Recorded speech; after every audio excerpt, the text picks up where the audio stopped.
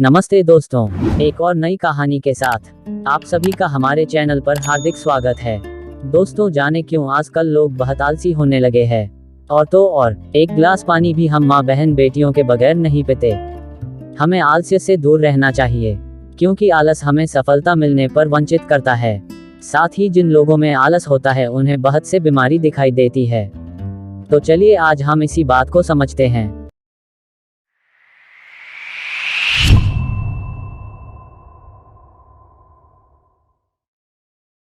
एक देश में एक बहुत बड़ा राजा था। उसने अपनी जिंदगी में हर कुछ अर्जित किया था। उसके राज्य में कोई भी शत्रु आक्रमण करने की हिम्मत नहीं करते थे, क्योंकि राजा की सेना बहुत बड़ी थी। राजा को कुछ भी शारीरिक मेहनत करने या कहीं आने जाने की जरूरत नहीं थी। सभी कार्य सेना ही करते थे। राजा को सिर्फ आदेश देने की देर थी।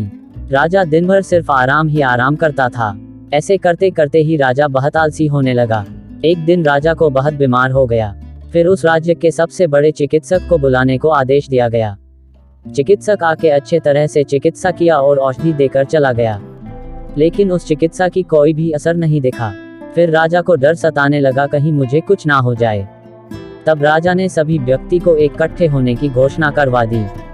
सभी लोग इकट्ठे होने के बाद राजा ने कहा, जो व्यक्ति मुझे ठीक करेगा उसे बड़ा इनाम दिया जाएगा। फिर राजा के एक सेना आगे बढ़ा और बोला, मैं कर सकता हूँ। वह बहुत चतुर था। राजा आलसी है ये बात उसे पता था। उसने बोला, पहले मुझे राजा से कुछ बात करना होगा, उसके बाद ही चिकित्सा किया जाएगा। फिर उसे राजा के पास जाने की इजाजत दी गई। वह राजा के पास जाकर बोला, महाराज, मैं 2 शर्त पर ही चिकित्सा करूंगा। राजा, बोलो क्या शर्त है? आपकी चिकित्सा आज से शुरू होगी और 1 महीना तक चलेगा, और जब से मैं चिकित्सा शुरू करूंगा आप कभी गुस्सा नहीं करेंगे। राजा बोला, अगर मुझे ठीक नहीं कर पाए तो?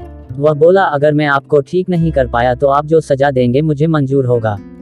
राजा बोला, ठीक है, चिकित्सा शुरू करो। फिर सेना राजा को ले गया और वह सुबह से शाम तक जो भी काम करता था राजा को भी करवाने लगा। घोड़े को नहाना, चारा घास खिलाना, पानी भरना, खाना बनाना और बहुत कुछ। राजा भी रोज समय पर आता था और काम पे लग जाता था।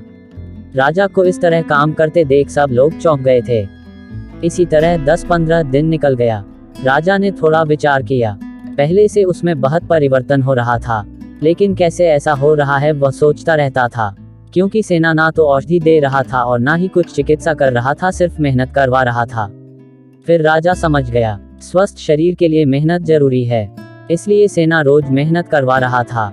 वह महीने भर में पूरी तरह से ठीक हो गया। राजा ने फिर सभी व्यक्ति को इकट्ठे होने की घोषणा की और सब लोगों के आगे उस सेना को इनाम देकर सम्मानित किया। इसके बाद से राजा रोज शारीरिक मेहनत करने लगा। तो इस कहानी से हमें यह सीख मिलती है कि हमें अपने शरीर को ज्यादा सुख सुविधा नहीं देना चाहिए। ज्यादा सुख सुविधाओं से शरीर में बीमार बढ़ती है, और स्वस्थ शरीर के लिए हमें मेहनत करनी होगी। मेहनत करने से धन और स्वस्थ शरीर दोनों मिलती हैं। धन्यवाद।